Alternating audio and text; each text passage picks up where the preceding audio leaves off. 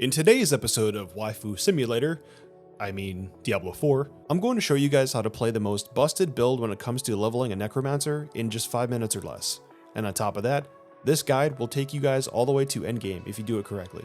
We'll be going over the playstyle, the abilities, your aspects, Book of the Dead, and of course what stats to chase. But before we begin, be sure to leave a like on this video and subscribe to the channel for more Diablo 4 content like this in the future. First up, I just wanted to show off the leveling route that you guys should be following as you level your character. I'll be posting a link to this document in the description of the video so that you guys have it on hand. So now let's talk about the abilities that we're going to be using. So our first ability is going to be Bone Splinters. This is going to be our primary resource generator for a while.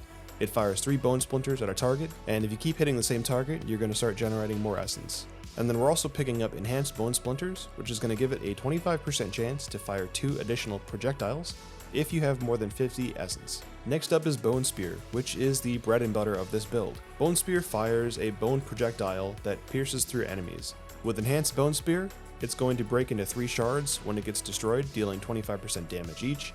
And then when you go with Supernatural Bone Spear, it's going to make the first enemy that you hit vulnerable. But once you pick up the splintering aspect, you'll want to switch over to Paranormal Bone Spear, because what that'll do is make your Bone Spear have a 5% crit chance, and then if Bone Spear actually critically strikes, it'll fire 2 additional bone shards upon being destroyed. To pick up the splintering aspect, you'll want to do the Galarian Slums in the Dry Steppes, located here.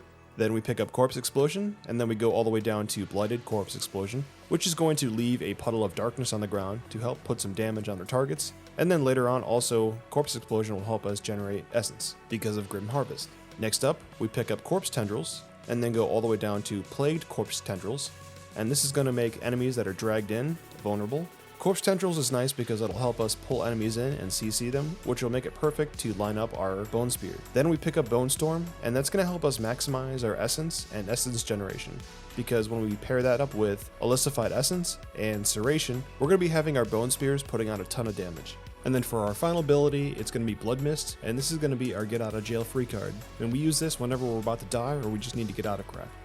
So the way you play this build is you run around throwing bone spears at targets, generating corpses, and then you try to get everything grouped up as much as you can. You pop Corpse Tendrils, wait for everything to get pulled in together, you'll hit Corpse Explosion, and then you just start spamming bone spears at the targets. And I would save Bone Storm for large groups of enemies or a ton of elites. And then you just use Blood Mist if you are in trouble or you need to get out of a bunch of stuff on the ground.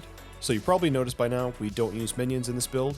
We actually sacrifice them all to get buffs. So the first one is the Skeletal Skirmishers. We sacrifice them to get the increased crit chance. The Cold Mages to get the 15% increased damage to vulnerable enemies. And then the Iron Golem, which is going to give us a 30% increased critical strike damage. And these bonuses that we get for sacrificing our minions is actually going to be increased because of the passive Memento Mori by 60%. So it's pretty huge. And now let's talk about the aspects that we're going to use for this build. So the nice thing about the Bone Spear Necro is we actually only rely on our Codex of Power abilities, so they're really easy to pick up. So the first one we're going to use is the Splintering Offensive aspect, which I mentioned earlier. I would recommend putting that on your amulet or your two-handed weapon. However, just keep in mind that you will be replacing your weapon very often, so it is actually going to be pretty expensive. I would definitely put that on your neck, at least for a while. And as I mentioned earlier, the splintering aspect drops from the Galarian Slums in the Dry Steppes. The next one we use is Resource Aspect of the Umbral. This is going to restore 1 to 4 of your primary resource when you crowd control an enemy, and this will drop out of the dungeon Champion's Demise in the Dry Steppes. And then the last one we really want to focus on is the Resource Aspect of Torment. Critical strikes with bone skills increase your essence regeneration by 20 to 30% for 4 seconds. And this one is going to drop out of the Black Asylum and the Fractured Peaks.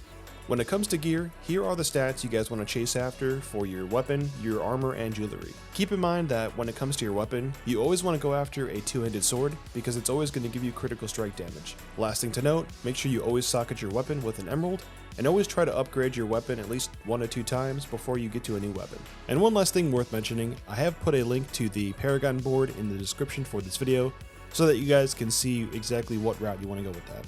And that should wrap up this video. Again, if you guys enjoyed the video, be sure to leave a like and subscribe to the channel if you're new here.